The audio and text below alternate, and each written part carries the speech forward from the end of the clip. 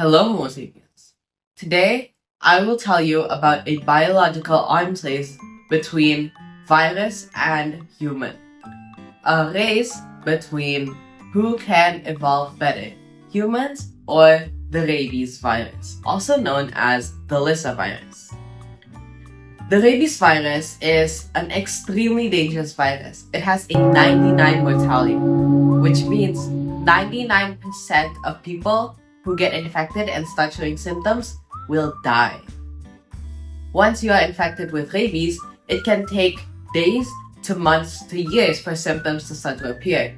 So if you get infected last year, if you start showing symptoms, you're gone. Symptoms may include extreme aggression, foaming at the mouth, incoherent thoughts, and hydrophobia, the fear of water. So, how do you get this Lyssa virus? First, let's talk about regular viruses. Regular viruses have a certain type of cell that they would want to target to infect. For example, tuberculosis would normally want to infect the lung tissue. But the Lyssa virus, it wants to infect nervous tissue.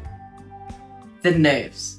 The nerves are a pathway of electrical information that signals the body to do things, such as regulate temperature, move, eat, digest, breathe, beat the heart. It's basically a way of controlling the whole body. And because of this, plus the fact that nerves cannot repair themselves after death, means that the nerves are highly protected. They are immune from the immune system.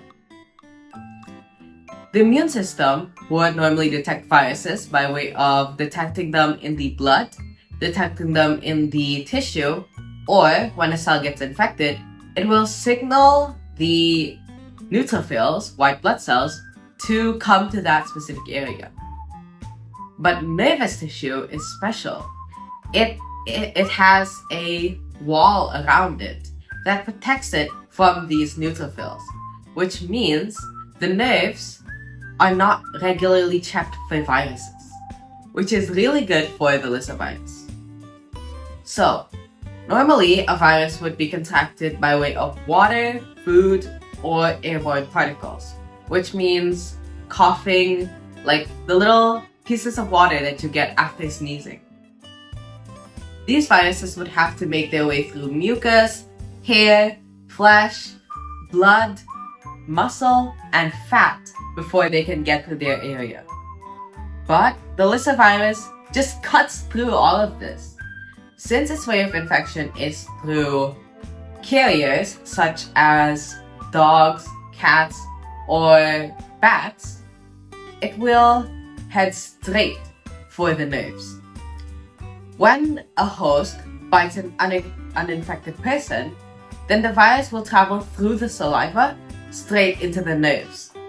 And this is what makes Lyssa so dangerous. Because it has to make its way from the infection site to the brain. It will take time.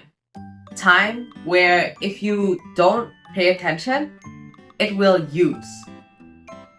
Let's say you got bitten in the leg by an infected dog. Then the virus would have to use the nerves in the leg to travel all the way up to the brain, through the spinal cord and then right to the brain. But that's a really long way. So, the virus thinks of something clever. It utilizes dynein motors. Dynein motors are these little things that carry nutrients up and down nerves. They're little walkers with two legs. What the virus does is that it attaches itself to one of these dynein motors, allowing the dynein motor to just carry it to the brain. It would take what normally would be 2 years and compresses it down into a few months.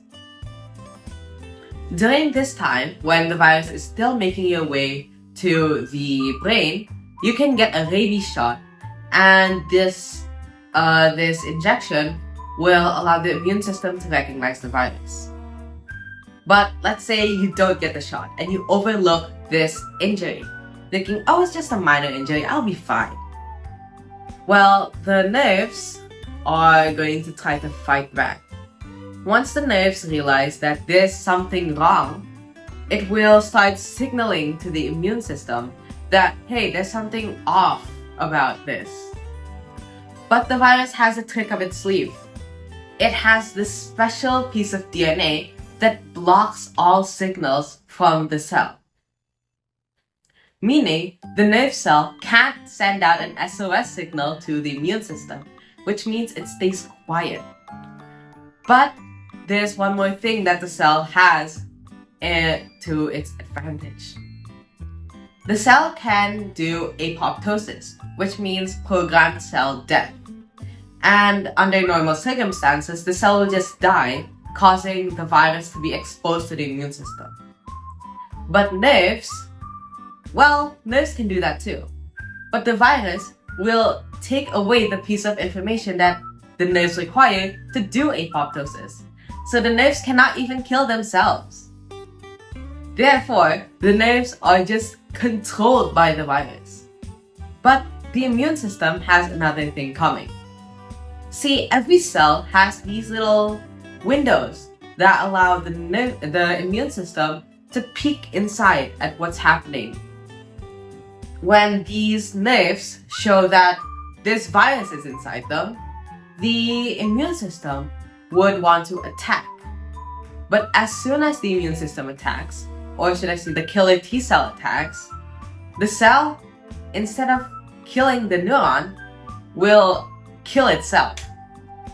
The rabies virus, the Lyssa virus, has a piece of genetic information that causes when a cell tries to kill the neuron, it kills itself. So the rabies virus pulls an Uno reverse card and just deflects the attack. So, the virus is slowly making its way up your nervous system. What do you do if it gets to the brain? Well, you can't really do anything at this point. The brain is the most protected part of the body. Neutrophils and killer T cells are not allowed to enter the brain. It has a barrier called the blood-brain barrier that doesn't allow any immune cells into the brain to prevent damage. But this is in favor of the Lyssa virus. Once it enters the brain, it will do three things: cause hyperaggression, increase saliva, and causes hydrophobia. Let's talk about this increased aggression. Increased aggression will mean the person will be more likely to attack and get angry at individuals, which means the person will do more violent acts, such as scratching and biting. Now, the virus also increases saliva production. Why? Well, because it's transmitted through saliva. From the brain, once the virus has finished its job there, it will move down to the salivary glands, which is something that we don't know why it happens or how. So now that the virus is in the salivary glands, it's much easier to infect a non-infected individual. Finally, it causes hydrophobia, which means the fear of water. But in reality, the person is not actually afraid of water. If the person tries to drink, then they can get water in their mouth. But if they try to swallow, they will start choking. The virus does not allow the person to drink water, which causes dehydration. But do we have a weapon against this virus? Well, yes, we do. As I mentioned in the start of the video, we have a weapon called a vaccine, the rabies vaccine. But why is it so effective against rabies especially? Well, it's because the rabies virus, the Lyssa virus, is fully effective in camouflage, but it has no weaponry of its own. It has evolved to be fully camouflaged. So, it has not evolved to fight back against the immune system like other viruses do. But if we can get the immune system to detect it, then it will be a simple job for the immune system. This vaccine strips away the camouflage by teaching the immune system how to detect the camouflage. So, we can fight back against the virus, but only when it's still traveling up to the brain.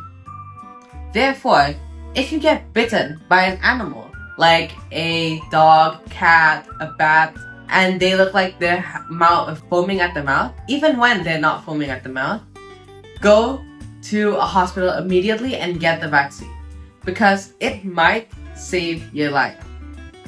Which is why it's also important that when you own a pet, such as a dog or a cat, it's important to give it the rabies vaccine, just for your own safety and the animals.